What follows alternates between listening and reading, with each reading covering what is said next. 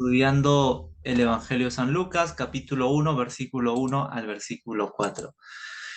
La Biblia, Jesucristo dijo en alguna ocasión, escudriñad las escrituras, ¿no? Entonces la Biblia no es simplemente para leer, sino para escudriñar, es para investigar. En el libro de Esdras también aparece esta expresión que dice, Esdras expuso su corazón o dispuso su corazón para inquirir en la ley de Jehová, o sea, para escudriñar en la ley de Jehová. Creo que el éxito, la victoria de nuestra vida cristiana, o como líderes, como pastores, como maestros, vamos a tener cuando estudiamos la Biblia, cuando investigamos, cuando analizamos y reflexionamos en la Biblia. Así que comenzamos esta segunda clase felicitándolos a los que están perseverando, animosos de aprender y atentos a lo que hoy se va a hablar. La semana pasada vimos la estructura del prólogo lucano. Entre otras cosas que hemos visto acerca del personaje de Lucas, ¿no? De cómo la tradición, cómo los padres de la iglesia poco a poco comenzaron a decir que fue Lucas, el acompañante de San Pablo, quien escribió el Evangelio de San Lucas y el libro de los Hechos. Entonces, también vimos la estructura del prólogo lucano, comparamos el prólogo de Lucas con el prólogo de un escritor griego de la época, Dioscórides, así se llama este médico, y vimos que había mucha similitud, ¿no? Entonces hoy vamos a seguir ahondando un poco más en el prólogo lucano. Hoy quisiera que nos concentremos en este aspecto, este primer punto. Alusión a sus predecesores y sus fuentes. San Lucas lo que hace, a diferencia de otros escritores del Nuevo Testamento, San Lucas hace una alusión a sus predecesores y sus fuentes. Es decir, Lucas menciona en su texto que antes de él han existido personas que han intentado escribir la historia de Jesús y la historia de la iglesia. Lucas dice de la siguiente manera: muchos son los que han intentado escribir una historia coherente, ¿no? En la Reina Valera, no sé si por ahí alguien tiene una Reina Valera, creo que aparece de forma diferente, ¿no? A ver, hermana Juana, ¿usted tendrá por ahí una Reina Valera? Para que pueda leer San Lucas capítulo 1, verso 1.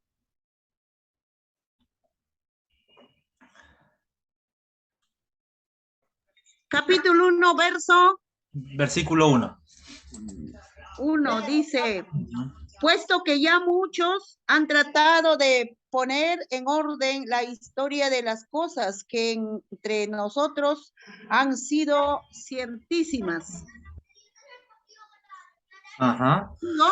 Sí, hasta ahí nada más, hasta ahí, gracias.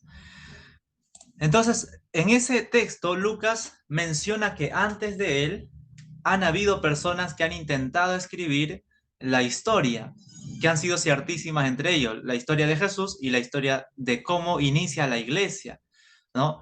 Y Lucas menciona a esos predecesores con la intención de presentarse a sí mismo como uno de esos personajes que quiere escribir también una historia, pero en este caso Lucas quiere hacerlo con más precisión, con más, exactitud. Entonces, lo que vamos a ver hoy en esta segunda clase es alusión a los predecesores y las fuentes, ¿ok? Este es el primer punto del prólogo lucano. Lucas hace una alusión a los predecesores y las fuentes. Así dice el texto. En esta versión dice, muchos son los que han intentado escribir una historia coherente, ¿no? Una historia coherente de los hechos. Quiero presentar este gráfico para comenzar, ¿sí? A ver, perdóneme, dame un segundo.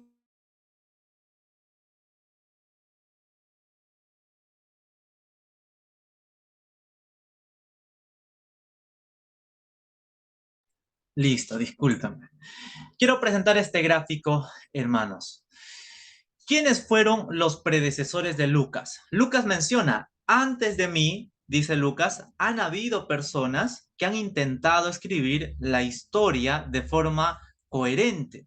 Entonces vamos a ver quiénes fueron los predecesores de Lucas, quiénes fueron esos personajes antes de Lucas que comenzaron a escribir. Sabemos que Lucas pertenece a la iglesia primitiva, ¿ok? Fíjense aquí, por favor. La iglesia primitiva es esa iglesia que nació en el siglo I. Cuando hablamos de iglesia primitiva, nos referimos a la iglesia que nació en el siglo I después de Cristo. Siglo I, siglo I después de Cristo. ¿Ok? A esa congregación, a esa iglesia, le llamamos iglesia primitiva. La iglesia primitiva estaba conformada por 3 generaciones de cristianos. ¿Ok? La iglesia primitiva, la iglesia que inicia predicando el evangelio, y participando en las misiones. Estaba conformada por 3 generaciones de cristianos. La primera generación de cristianos, presten atención a esto, en la primera generación de cristianos están los apóstoles, ¿ok? Ellos son los primeros cristianos, los apóstoles, los que vieron a Jesús directamente, los que participaron de su enseñanza, los que asimismo recibieron la orden de predicar el evangelio. ¿Ok? Ahí tenemos a los apóstoles. Estos apóstoles fueron testigos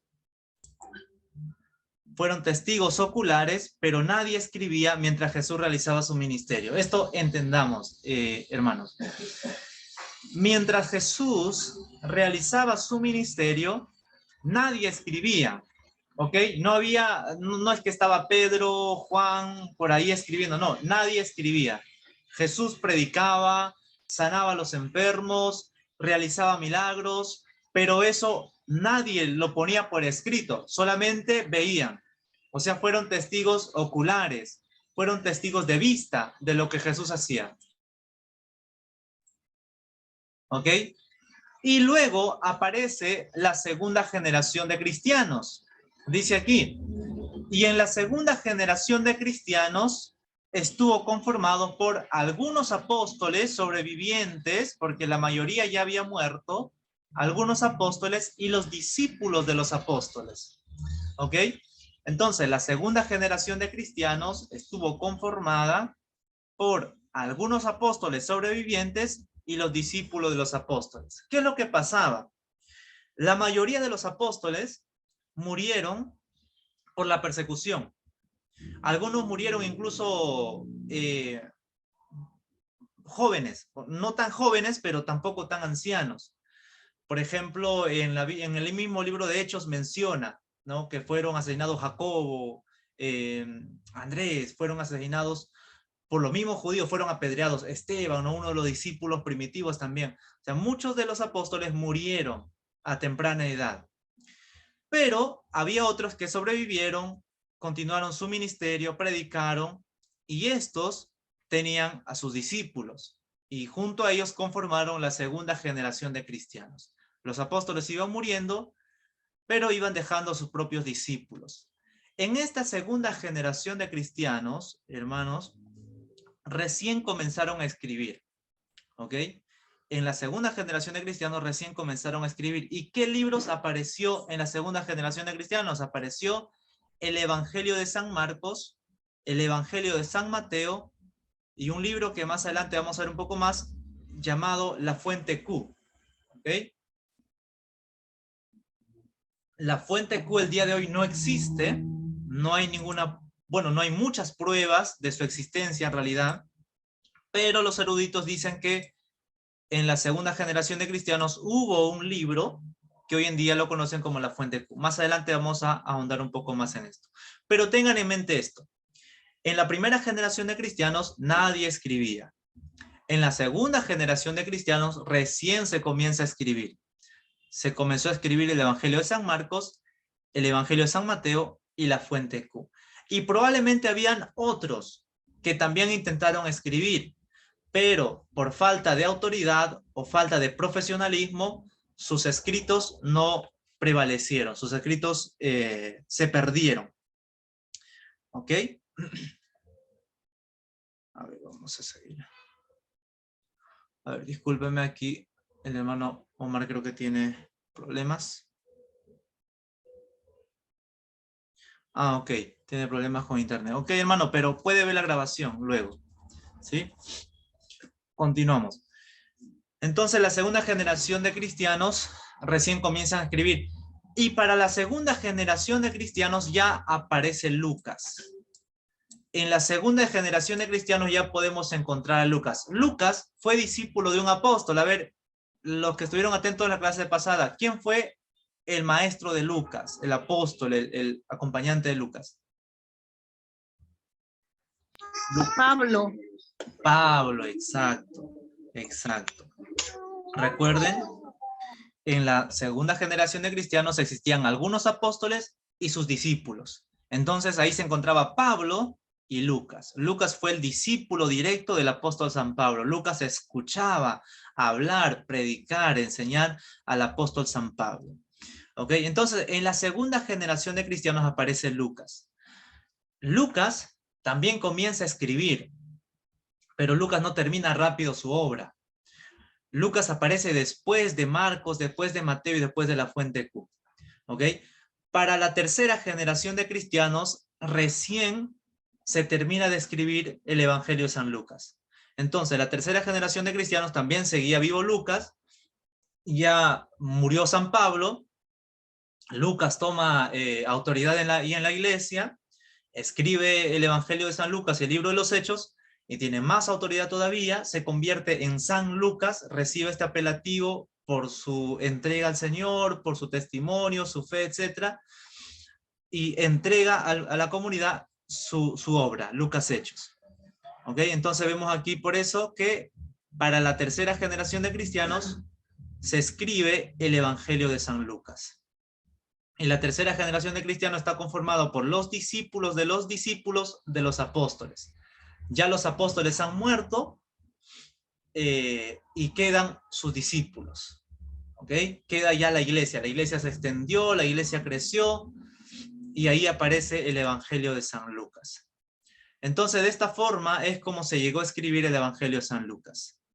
Recuerden, en la primera generación de cristianos nadie escribía. Estaban los apóstoles, los testigos oculares. En la segunda generación de cristianos recién se comienza a escribir. Estaban algunos apóstoles y sus discípulos. La tercera generación de cristianos ya comienza a haber más libros y comienza también el Evangelio de San Lucas. Ahí también abundan las cartas de Pablo, y más adelante, para la cuarta generación de cristianos, más o menos, aparece el Evangelio de San Juan, y así van apareciendo los libros del Nuevo Testamento. ¿Ok? ¿Hasta aquí hay alguna pregunta o comentario antes de pasar a la siguiente página?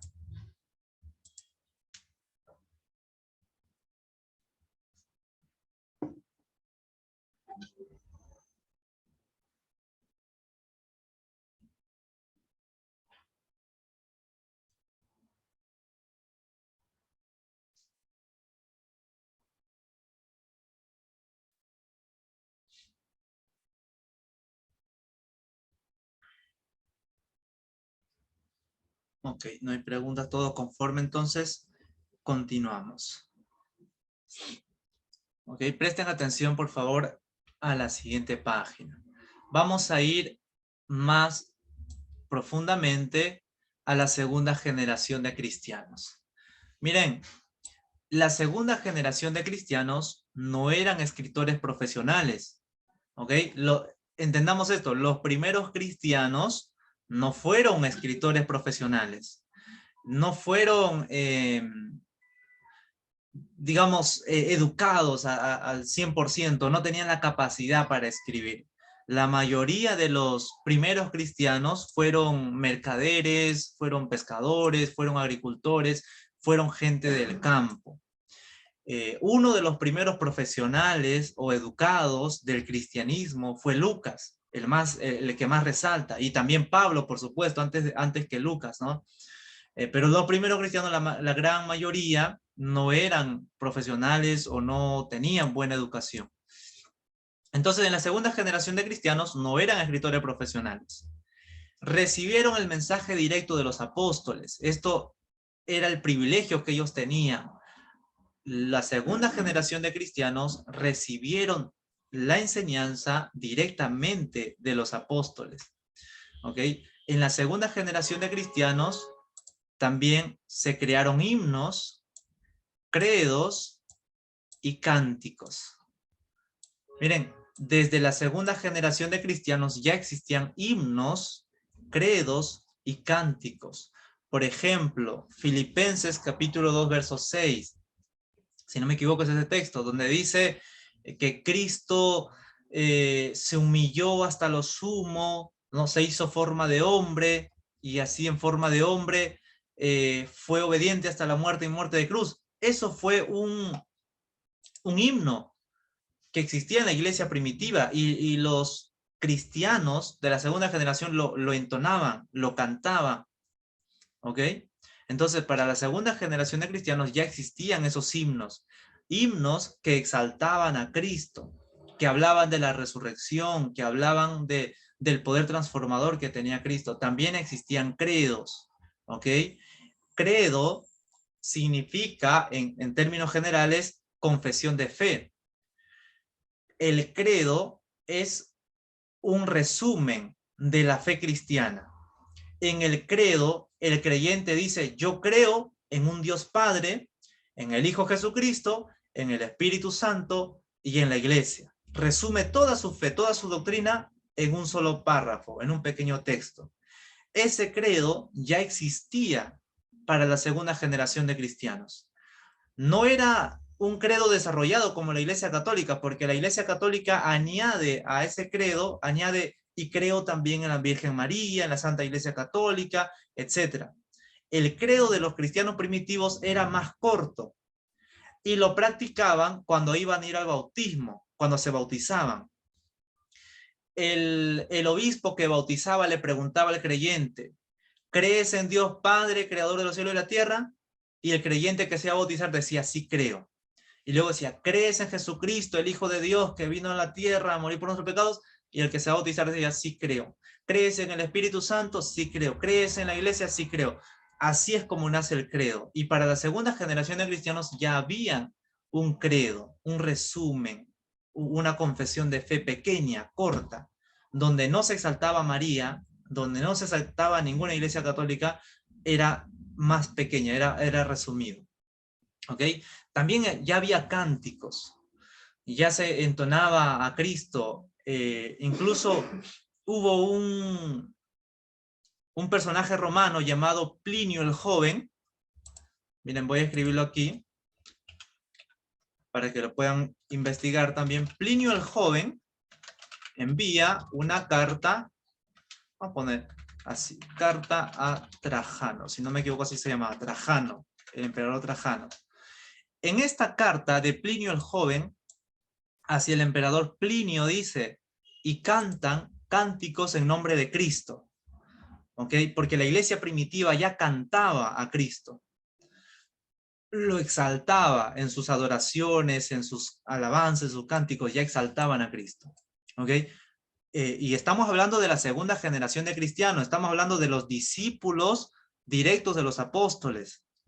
¿Okay? Estamos hablando de ellos, estamos hablando de Lucas como discípulo del apóstol San Pablo, estamos hablando de Marcos como discípulo de Pedro, estamos hablando ahí a muchos discípulos directos de los apóstoles. Ellos ya entonaban cánticos, himnos y tenían su credo en la iglesia primitiva en el primer siglo.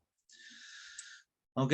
En la segunda generación de cristianos también comenzó el arte cristiano primitivo, y sería bueno probablemente más adelante, coordinando, poder enseñar, ¿no?, acerca del arte cristiano primitivo. ¿Por qué? Los cristianos, y escuchen esto con atención, cuando los cristianos comenzaron a ser perseguidos, los cristianos realizaban sus reuniones en las cuevas, y en las cuevas los cristianos primitivos dejaron dibujos, formas, y hay fotografías hasta el día de hoy de esos dibujos que hacían los cristianos. Por ejemplo, para que una cueva sea identificada como una iglesia, como un lugar donde se reúnen los cristianos, en esa cueva los cristianos dibujaban un pez, y ese pez representaba el milagro de Jesús. ¿ok? Y esa era una señal de que en esa cueva se reunían los cristianos a hacer culto. Entonces, desde la segunda generación de cristianos ya comienza el arte cristiano. O sea, los cristianos comienzan a dejar en cuevas, en las paredes de las cuevas, su arte. Dibujan al pez, dibujan a un pastor con una oveja en su hombro, dibujan algunos relatos bíblicos del paralítico, por ejemplo, ¿no? Comienza ya el arte cristiano primitivo. Miren, en la segunda generación de cristianos comienzan a aparecer todas estas cosas que hasta el día de hoy podemos apreciarlas por medio de fotografías. En esta segunda generación de cristianos también apareció el Evangelio de San Marcos, discípulo de Pedro. El Evangelio de San Marcos no fue escrito por un apóstol, tampoco, como el Evangelio de Lucas, tampoco fue escrito por apóstol. El Evangelio de San Marcos fue escrito por un discípulo de Pedro. Marcos fue un discípulo de Pedro, ¿ok? Y fue en la segunda generación de cristianos que Marcos escribe el Evangelio de San Marcos. Marcos habrá escuchado a Pedro predicar, enseñar, contar acerca de Jesucristo, y por eso es que lo llegó a escribir. No, imagínense, en la segunda generación de cristianos ya los apóstoles están muriendo. Por eso los discípulos apóstoles tenían que escribir, tenían que dejar algo escrito en nombre de ellos para que prevalezca la fe cristiana, para que no muera. Entonces, Marcos, discípulo de Pedro, también se sienta a escribir y entrega a la iglesia el Evangelio de San Marcos. También apareció el Evangelio de San Mateo. San Mateo sí fue un apóstol, un cobrador de impuestos, ¿sí? San Mateo escribe en la comunidad judía. Entonces, la segunda generación de cristianos ya aparece San Marcos y aparece San Mateo. También apareció un supuesto material que no prevaleció, o sea, que no se encuentran manuscritos antiguos. Los eruditos lo llaman la fuente Q. La fuente Q, dicen los eruditos, fue un libro que contenía los dichos de Jesús, o sea, las frases célebres de Jesús, ¿no? Dad al César lo que es del César, y muchas otras frases célebres que Jesús decía, se recogieron en la fuente Q. Pero no, el día de hoy no han encontrado. Algunos incluso dudan de su existencia, dicen, no creo que haya existido, simplemente los apóstoles se memorizaron todo lo dicho de Jesús y no existió ninguna fuente Q. Pero otros dicen que sí existió una fuente Q. ¿Ok? Q viene de QL, del término alemán que significa fuente. ¿Ok? Muy bien. En la segunda generación de cristianos aparece probablemente esta fuente Q. En la segunda generación también se popularizó la tradición oral, o sea, los padres de la iglesia, los pastores, los obispos, contaban de forma oral las historias acerca de Jesús, de los milagros, de su crucifixión, de su resurrección, etc. Y en esta segunda generación de cristianos, Lucas fue discípulo de San Pablo y comenzó a escribir su obra. Para esto se guió de dos fuentes, Marcos y la fuente Q. ¿Ok? Según los estudiosos, los eruditos, Lucas utilizó a Marcos, el Evangelio de San Marcos y la fuente Q para escribir su obra, el Evangelio de San Lucas. Por eso es que Lucas dice, recuerden, muchos han tratado antes de mí, han tratado de escribir una historia coherente de los hechos que en nosotros han sido ciertísimas. Cuando Lucas dice eso, se refiere al Evangelio de San Marcos, se refiere al Evangelio de San Mateo, se refiere al Evangelio, a la fuente Q. Se refiere a estos libros que aparecieron en la segunda generación de cristianos. Ok, hasta aquí, ¿alguna pregunta o comentario?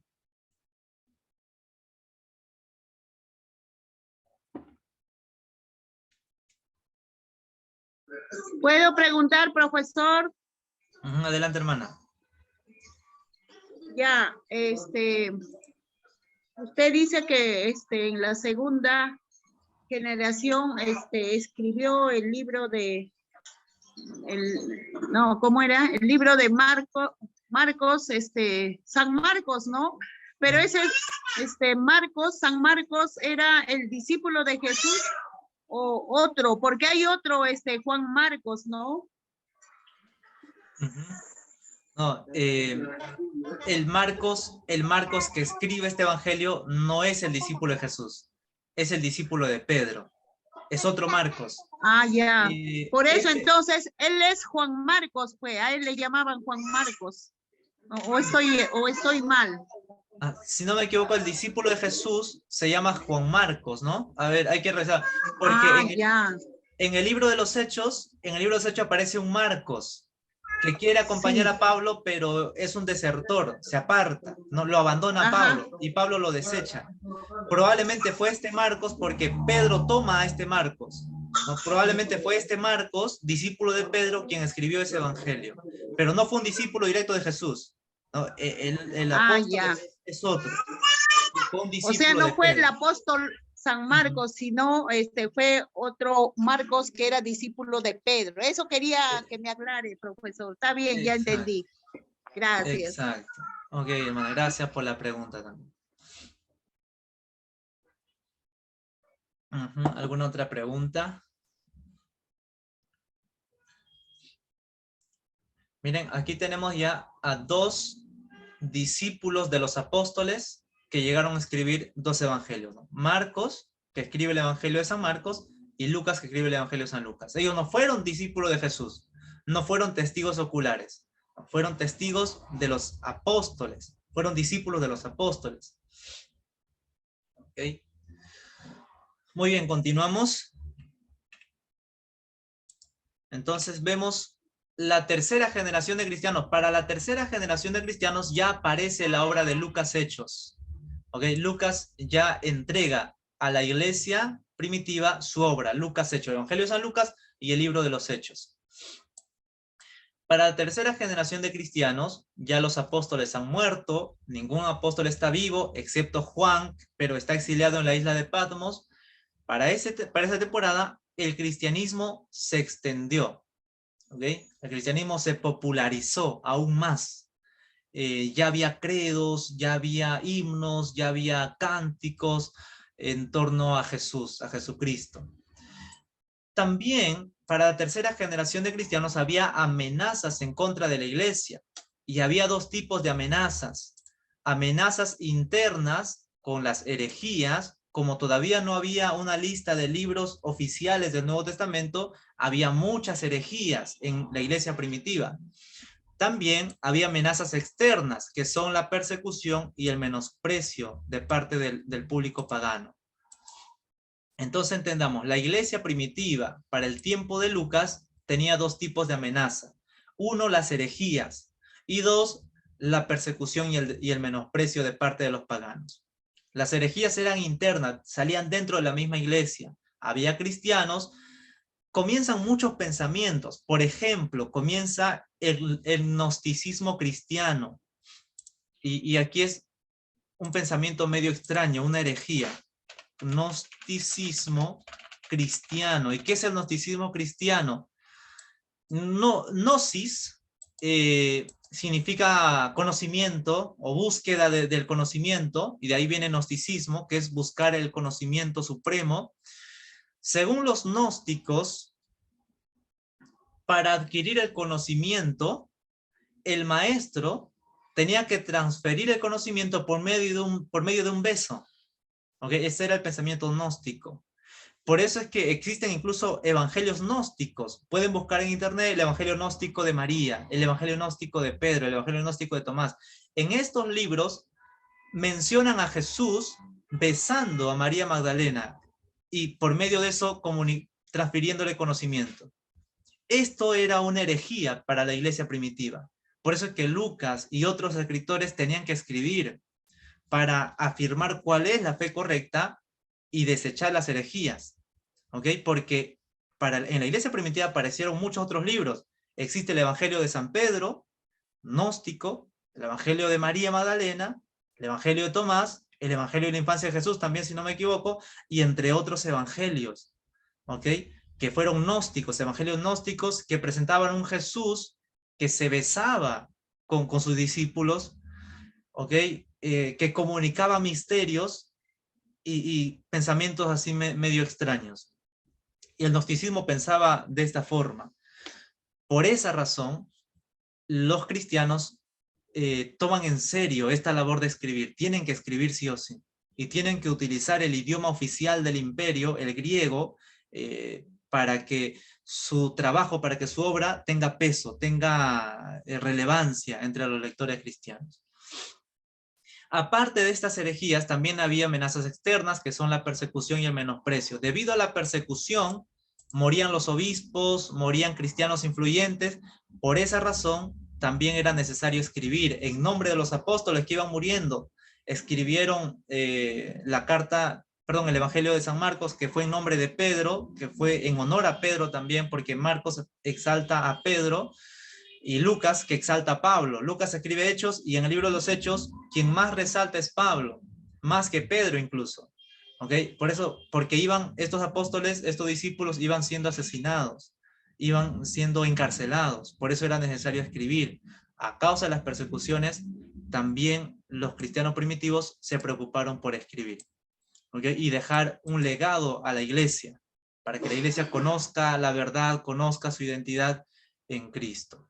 Por eso es que Lucas le dice a Teófilo, esto es para que tengas certeza, seguridad en las cosas que has sido enseñado, ¿no? Para que conozcas muy bien, dice, ¿no? En las cosas que has sido instruido. Más adelante vamos a profundizar un poco más acerca de Teófilo. ¿Hasta aquí hay alguna pregunta o comentario? Ya se va a cerrar el Zoom. Y vamos a entrar nuevamente a otro link.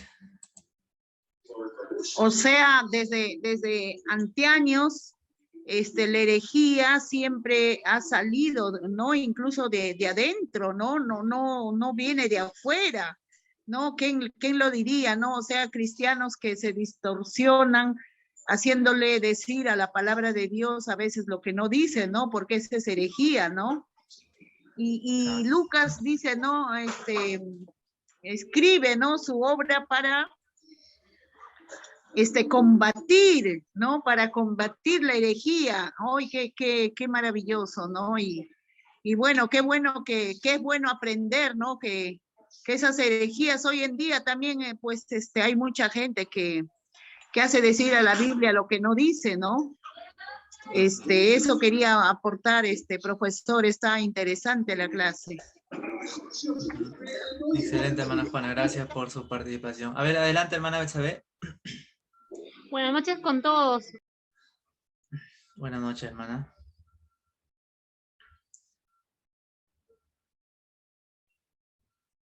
Buenas noches con todos. Disculpe más bien la tardanza. Tuve un día muy, muy difícil con mi bebé y me quedé dormida. Querido hermano, me gustaría saber,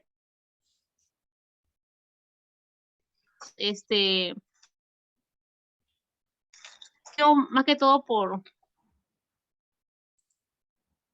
la cerda, como explicó, pero me gustaría saber si eso cómo inició, ¿no? Cómo se llegó a iniciar para que haya varios tipos de esos evangelios. No sé si me dejo entender, disculpe. Okay. Sí, hermana, gracias. Ahorita ya va a terminar el tiempo de este Zoom. Entramos nuevamente al link y ahí le respondo, ¿sí?